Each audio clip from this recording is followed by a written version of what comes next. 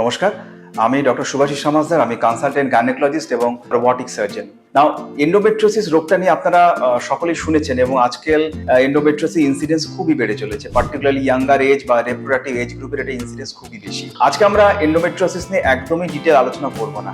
আজকে একটা বিশেষ জিনিস বলবো যেটা অনেকে আপনারা জানেন না। নাও এন্ডোমেট্রিওসিসে মূলত তিনটে অংশ এন্ডোমেট্রিওসিস হয়। সেটা ওভারিতে হয়, যেটাকে আমরা ওভারিয়ান এন্ডোমেট্রিওমা বলি।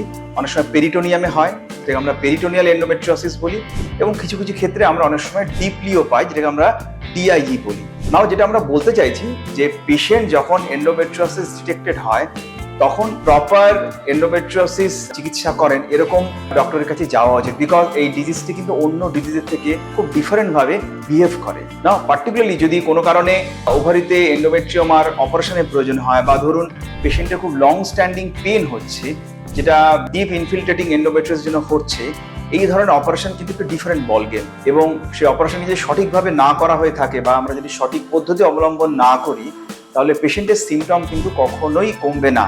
এটা বোঝা খুব জরুরি। সো সাপোজ একটি পেশেন্টসের ওভারিতে আমরা এন্ডোমেট্রিওমা পাই বা এন্ডোমেট্রিওসিস, তিনি তার ডক্টরের কাছে যান এবং গিয়ে ডিটেক্টেড হয় তার এন্ডোমেট্রিওসিস আছে। এক্ষেত্রে শুধু ওভারিতে এন্ডোমেট্রিওমাটা বার করে দিলে কিন্তু তার ব্যথা কমবে না।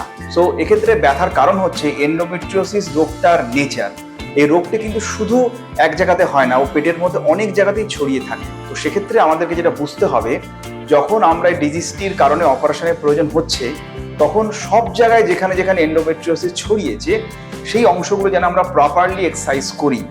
সেটা হতে পারে মলদ্বারে, হতে পারে ব্লাডারে অর্থাৎ মূত্রথলিতে, হতে পারে ইউরেটারে, হতে পারে যেখান থেকে ইউরিনটি কিডনি থেকে ব্লাডারে যায়। তো বিভিন্ন জায়গাতে কিন্তু এন্ডোমেট্রিওসিস ছড়ায়। সো পেশেন্টকে যদি সংক্রমণ মুক্ত হতে হয়, পেশেন্টকে যদি সিমটম থেকে ফ্রি হতে হয়, আমাদের কিন্তু প্রত্যেকটি অর্গানকে ইন্সপেক্ট করতে হবে পেশেন্টের সিমটম অনুযায়ী, এবং প্রয়োজনে সমস্ত জায়গা থেকে এন্ডোমেট্রিওসকে প্রপারলি এক্সারসাইজ করতে হবে। তবেই কিন্তু পেশেন্ট সিমটম থেকে এন্ডোমেট্রিওসে মুক্ত হতে পারবে। সো আপনারা কিন্তু চিকিৎসার আগে এই বিষয়টি খুব ভালো করে খেয়াল রাখবেন। Thank you.